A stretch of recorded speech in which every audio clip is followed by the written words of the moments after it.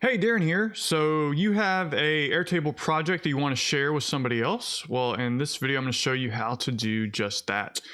So you can share a base individually by going to that little arrow there and then going to share.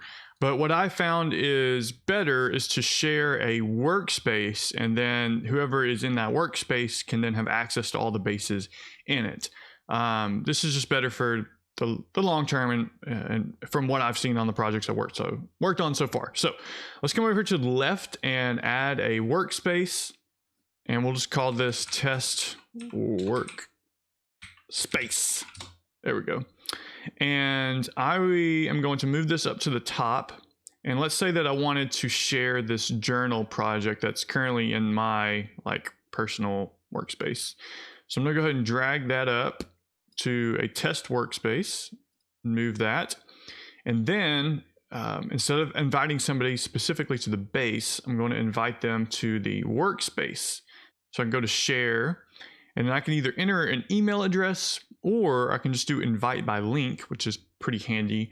And so I'm going to give whoever clicks this link a creator access. This allows them to adjust tables and columns and all of that.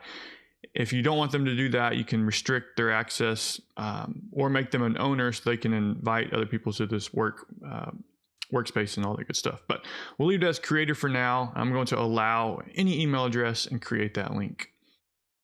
And so I can copy that link and then send that over to my developer or whoever I want to add to work on this project. And then as soon as they accept that invite, you can see right here, it's added that person to this project. And so now, if we come over to this my other thing over here, you can see now I'm in this new test workspace, and now I have access to the journal entries project. So that is how I would suggest inviting somebody to work on your Airtable base through a new workspace for your organization.